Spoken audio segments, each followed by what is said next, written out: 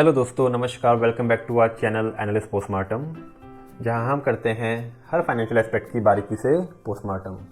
तो दोस्तों, आज हम बात करेंगे उन स्टॉक्स की जिसमें एफआईआईज ने अपना स्टेक बढ़ाया है इस जून क्वार्टर में।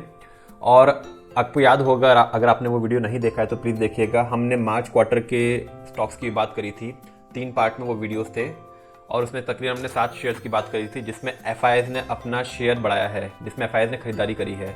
और उन स्टॉक्स को अगर आप कंपेयर करेंगे इस वीडियो में जिसमें हमने बताया था, तो ऑलमोस्ट हर शेयर मोटा 25 से 30% भाग चुका है उस रेट से। तो क्विकली देखते हैं कौन से वो स्टॉक्स हैं जिसमें एफआईआईज ने अपना शेयर बढ़ाया है और क्यों वो इम्पोर्टेंट होता है। अगर एफआईआईज ने बढ़ाया है तो हम उनके स्टॉक्स में थोड़ी स्टडी करेंगे और देखेंगे क्या उन स्टॉक्स के फंडामेंटल्स और टेक्निकल्स सपोर्ट करते हैं और क्या इस प्राइस पे वो वैल्यूएबल हैं, लेने लायक हैं। क्योंकि अभी मार्केट भी थोड़ा एक कंसोलिडेशन मोड में है, कुछ एक चीज़ बनाने के बाद उस कंसोलिडेशन चल रहा है। अभी इसका सेटलमेंट हुआ नहीं है तो नीचे डाउन साइड और थोड़ा सा नज़र आ सकता है। तो क्विकली देखते हैं उन स्टॉक्स, 2 स्टॉक्स के बारे में और देखते हैं कि क्या उसमें वो पोजीशन है एफआईआईज की, कितनी उन्होंने बढ़ाई है और fundamentally as well as technically क्या वो सूटेबल हैं आने वाले प्रोस्पेक्ट से। तो दोस्तों, आपने ये चैनल अगर अभी भी लाइक एंड सब्सक्राइब नहीं किया तो प्लीज़ लाइक एंड सब्सक्राइब, ताकि ऐसे वीडियोस आप तक रेगुलरली पहुंच सकें और ऐसे वीडियोस का आप बेनिफिट उठा सकें और बाकी लोग भी आपके शेयर करने से और लाइक करने से उन तक पहुंच सके। तो दोस्तों, पहला जो शेयर है जो हमारे लिस्ट में है वो है श्रीराम फाइनेंस। तो ये वो स्टॉक है जो हमारे मार्च क्वार्टर में भी हमारी लिस्ट में था एफआईआईज की। तो क्विकली देखते हैं एफआईआईज ने इस क्वार्टर में भी क्या किया है। तो अगर आप देखेंगे एफआईआईज का पैटर्न, तो प्रमोटर्स की हिस्सेदारी 25.51 थी, जो ऑलमोस्ट सेम है, ज़्यादा डिफरेंस नहीं है। एफआईआईज ने देखिए क्या किया। एफआईआईज ने उनका मार्च में, इनफैक्ट दिसंबर से देखिए, दिसंबर में उनकी हिस्सेदारी थी 45%, जिसको बढ़ा के उन्होंने करीब 49% मार्च क्वार्टर में। और जहाँ पे हमने इसको रिकमेंड किया था तब 1300 रुपये प्राइस था और इसी हिस्सेदारी को बढ़ने के बेसिस पे और फंडामेंटल टेक्निकल्स के बेसिस पे हमने इस पे बात करी थी, डिस्कस किया था। और 1400 से ये 1800 आया। अब देखिए क्या हुआ इस जून क्वार्टर में। एफआईआईज ने अपनी बाइंग कंटिन्यू रखी और 49% से स्टेक बढ़ा के 55.36% अपना स्टेक बढ़ा दिया। यहाँ डीआईएस देखें, डीआईएस ने भी 11.74% से 14.6 कराया। अब प्रमोटर्स ने बेचा नहीं है। देखिए अब ख़रीदा किससे है, पब्लिक से। तो 12 ओपन मार्केट में ख़रीदा है एफआईआईज डीआईएस ने। तो पब्लिक की हिस्सेदारी थी 12.96%, जो रह गई है 4.4%। तो दोस्तों, अब ये स्टॉक पब्लिक के पास मात्र 4.5% रह गया है, बाकी की पूरी हिस्सेदारी प्रमोटर्स एफआईआईज डीआईएस ने। अब ऐसा क्या है इस शेयर में कि एफआईआईज और डीआईएस में परचेज कर रहे हैं कि उनको आने वाले टाइम में इसका प्रॉस्पेक्ट और नज़र आ रहा है। दोस्तों, अभी देखें, क्विकली इसके फंडामेंटल्स की देख लेते हैं, फिर हम टेक्निकल से बात करेंगे। तो ये शेयर, सबसे बड़ी बात तो 10 की वैल्यूएशन पे है, तो बहुत ही सस्ता शेयर है 1800 प्राइस पहुंचने पे भी। इसलिए हमारी लिस्ट में भी है, क्योंकि हमने जब किया था 1400 रुपये से हम कैरी कर रहे थे और 1400 से 1800 आ गया, लेकिन अभी भी है क्योंकि प्राइस बहुत सस्ता है। दूसरा देखें तो इसमें जो इसकी ग्रोथ अपॉर्चुनिटी है वो बहुत अच्छी है, प्लस आरओई और आरओसी एवरेज है। अब इसमें बात करते हैं इसके रिज़ल्ट्स की, क्विकली देख लेते हैं। तो क्वार्टर ऑन क्वार्टर रिजल्ट्स में बहुत ही अच्छी सेल्स रेवेन्यू में ग्रोथ हुई है और प्रॉफिट मार्जिन्स भी, हमारे फाइनेंसिंग मार्जिन्स भी जिसको हम बोलते हैं, 29% है, बहुत अच्छा है। और नेट प्रॉफिट में देखिए रिकॉर्ड ग्रोथ नज़र आई है। तो आने वाला प्रॉस्पेक्ट इसके क्वार्टर्स का और मार्केट का आउटलुक बिजनेस पे भी बहुत अच्छा है, इसलिए, और ये कम वैल्यूएशन पे है सबसे। तो अगर आप बाकी इसके जो शेयर्स हैं उनके कंपेयर करेंगे तो देखिए सबसे सस्ती वैल्यूएशन पे है ये। अगर बजाज फाइनेंस भी बात करेंगे, बजाज फाइनेंस, चोलामंडलम, तो सबसे सस्ती वैल्यूएशन पे है ये, इसलिए सबकी पसंद है आज की डेट में। तो ये शेयर, अब इसके हम टेक्निकल्स की बात करते हैं। तो ये इसका वीकली चार्ट है। ऑलमोस्ट 2009 से ये एक नॉक, इसने लो बनाया था 200 रुपये का और हाई बनाया था 847, 863। तो मोटा मोटा अगर आप ऐसे देखें कि दिसंबर 2010 में इसका हाई था 850 रुपये और दिसंबर 10 से आज ऑलमोस्ट 13 साल बाद इसका प्राइस है 1800 रुपये।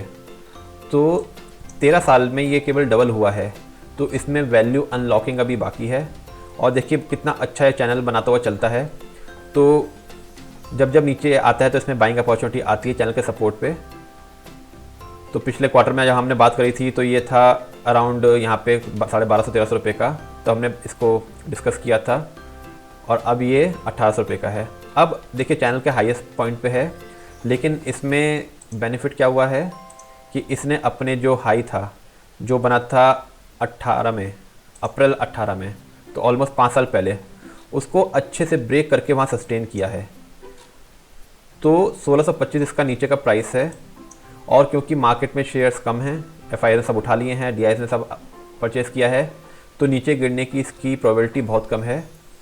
तो जो इसका ट्रेंड लाइन का जो ऊपर का सपोर्ट था, जो बोलते हैं 1780 रुपये, उसके सपोर्ट से हम इसमें अपनी पोजीशन ले सकते हैं। और ये अब क्योंकि इसका टारगेट देखते हैं कहाँ तक जा रहा है,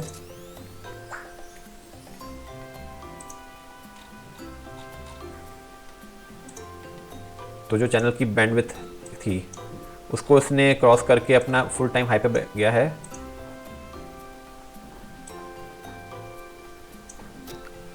तो अब ये इसने एक 2300 रुपये से 2400 रुपये तक की अपनी पोजीशन ओपन कर ली है ग्रोथ की।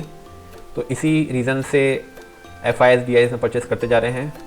तो आप लोग कृपया अपनी स्टडी अपने एनालिसिस बेसिस पे इन्वेस्ट करें, ये कोई इन्वेस्टमेंट टिप नहीं है, ये एक एजुकेशनल वीडियो है। और दूसरा जो शेयर हमारी नज़र में है वो है श्री दिग्विजय सीमेंट। तो यूजुअली जो मानसून सीज़न होता है वो सीमेंट स्टॉक्स के लिए अच्छा नहीं बोला जाता है, क्योंकि मानसून सीज़न में डिमांड कम होती है, कंस्ट्रक्शन लोग कम करते हैं, इंफ्रास्ट्रक्चर कम होता है, क्योंकि सीमेंट जमने का डर होता है मानसून में, उनके स्टोरेज की प्रॉब्लम होती है, इसलिए थोड़ा सा लाइट सीज़न माना जाता है सीमेंट का। लेकिन देखिए अब इस लाइट सीज़न में एफआईआई ने क्या किया है, तो एफआईआई का जो स्टेक था 0.12% पिछले क्वार्टर में, उसको बढ़ा के उन्होंने 2.84% करा है। और सिमिलरली देखिए प्रमोटर्स ने नहीं बेचा है, ये बेचा कहाँ से उठाया उन्होंने, पब्लिक से। तो पब्लिक से उठाने का रीज़न तब होता है जब एफआईआई को कॉन्फिडेंस होता है शेयर पे, और वैल्यूएशन क्या है, 20 की वैल्यूएशन है। और सबसे बड़ी बात देखिए, बिल्कुल डेट फ्री कंपनी है, 0% का इसमें डेप्ट है, और ग्रोथ की अपॉर्चुनिटीज़ अच्छी हैं, और आरओई भी अच्छे हैं, ठीक ठाक हैं, और डिविडेंड यील्ड भी 4.92% है। तो हर पैमाने में ये खड़ा उतर रहा है। अब क्विकली इसके टेक्निकल्स देख लेते हैं।